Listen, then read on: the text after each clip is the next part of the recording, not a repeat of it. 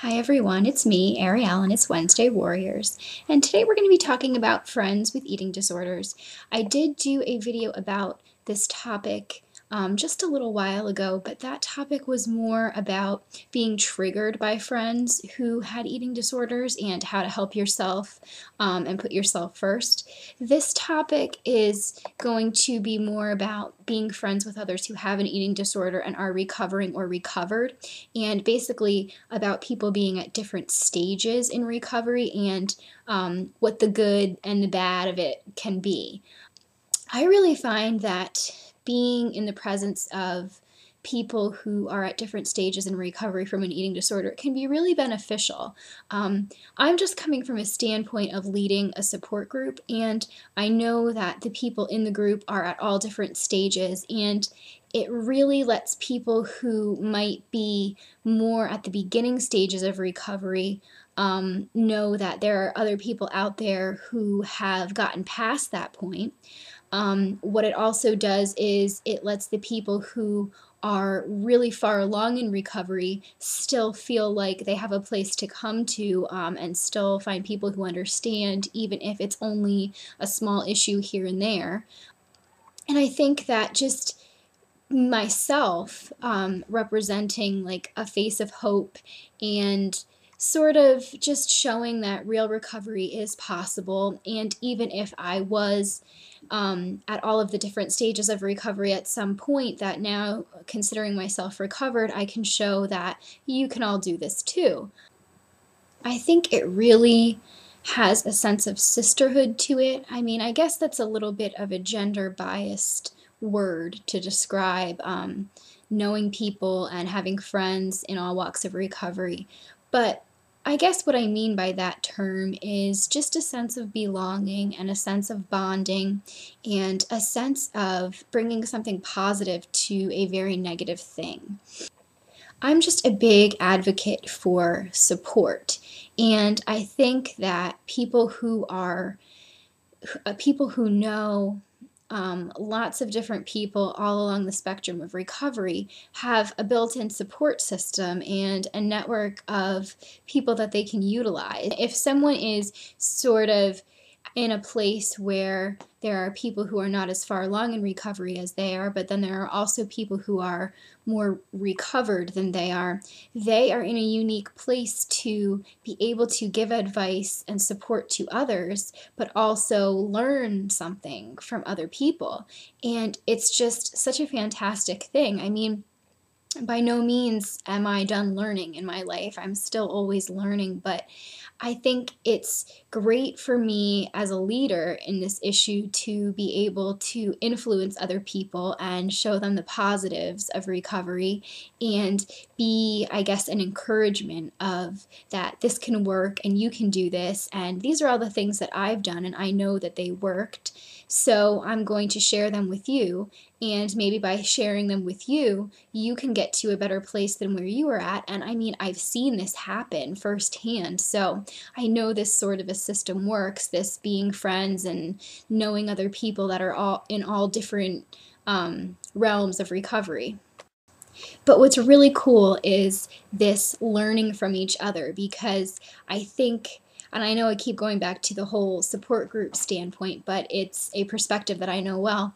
I think people in a group are really always learning from each other. It's not the group leader's job. It's not my job to explain to them all the things that they can do. I mean, I moderate and I steer conversation and I give advice and suggestions when necessary, but by no means am I the only person giving thoughts and ideas. And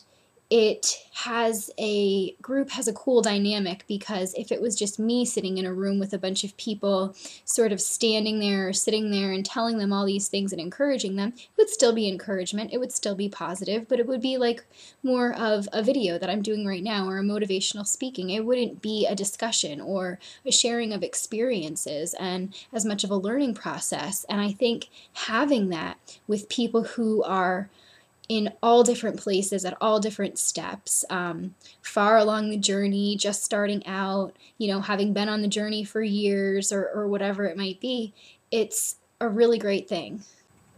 On the flip side, if you surround yourself with other people who are in recovery from an eating disorder, you're probably going to be dealing with comparisons at any given point. I've done a video about triggers and support groups very far in the past, but I've also done a video about comparisons and comparing yourself to others, and that applies to many different things and the broader spectrum.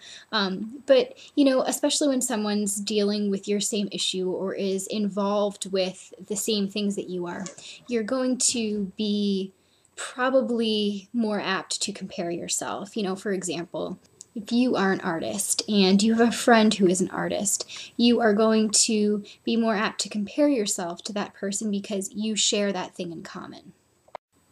So might you compare yourself to your other recovery friends' size or body type, or even how far along they are in recovery, or that your own experiences or trauma, and think that you should be farther along because you have a lot of the same traits.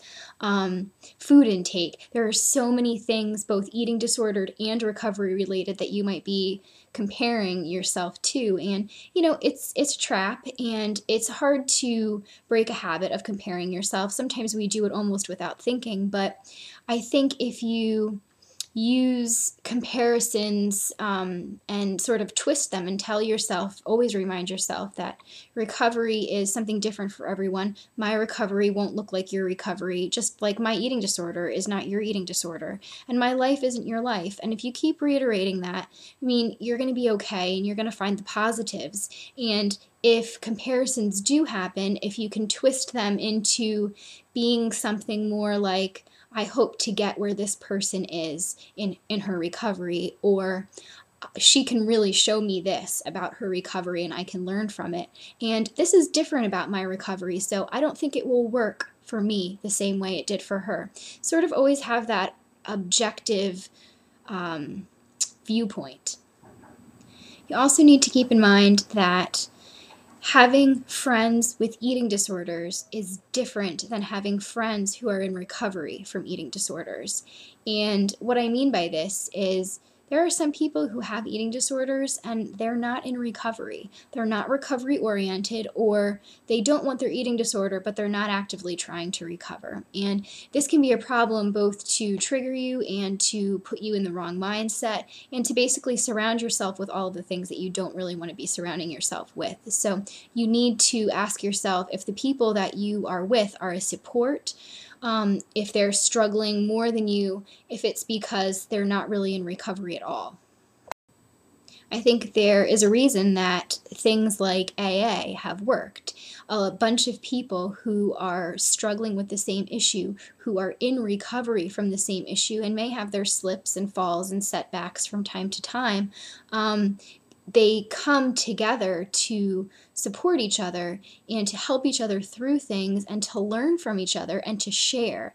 It always seems to be about sharing, and it's a really great tool. It's actually a tool, and it's useful, and it's about more than friendship because there is that common element of recovery. Now, does this mean that you need to have friends who are also in recovery from an eating disorder? Of course not. There was a long time when I was struggling that I didn't really know anyone else who had an eating disorder. And then, things like the internet became made things more widely available as far as support networks and finding other people that were struggling with the same issues. But, it's still not the same as having an actual friend here in real life standing next to you. But it's not necessary to have other people who are struggling from an eating disorder and are in recovery in order to recover. And you can certainly have a wonderful support system of people who don't have eating disorders at all and never did. It's not a must-have. I think it's nice to feel a connection with other people who have dealt with something similar to you. I think it brings a sense of relief to know that you're really not alone, and I think that says a lot. I also think that people need to be careful, like I said before, of choosing the right people to be in their lives, knowing who is really a friend, knowing who is going to be a detriment to them instead of a beneficial piece of their life, and also knowing the difference between struggling with an eating disorder versus struggling with an eating disorder while in recovery from one. And as long as you keep those things in mind, friendships with other people who have eating disorders can be wonderful, wonderful things. I certainly know a large number of people who have eating disorders or who had eating disorders and are in some point of recovery or have recovered or consider themselves recovered. And, I think it's wonderful. I think it's really important to, when you make friendships with people who have a similar underlying issue like recovery from an eating disorder, that you remember that we are not walking eating disorders. I am not a woman who's recovered from an eating disorder. I mean, I have done that, but that's not who I am. It doesn't define me. I'm Arielle, and I am a woman, and I have a lot to offer, and there are lots of things about me that define me, and my eating disorder is not something that defines me. So when you make friendships with people because of your eating disorder, don't let all of your conversations revolve around the eating disorder. Don't meet to specifically talk about your eating disorder. If it comes up, that's great. If you make it a point to give each other support regarding the eating disorder, that's fine.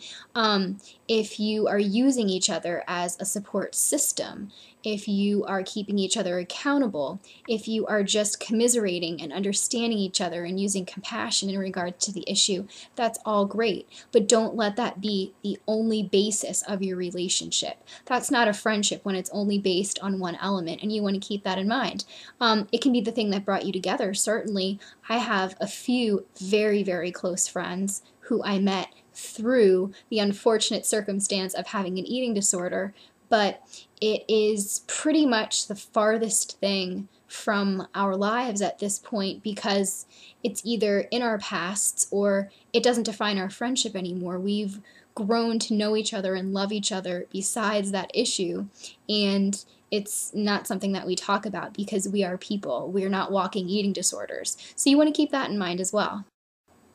Hope you can find this video helpful, and I do hope that you'll check out the other videos that I posted the links to. They are in the info box of this video, so if you didn't click on any of the bubbles to take you away from this video, you can find them there when you're done watching. And I hope you all have a wonderful week. I will see you next time.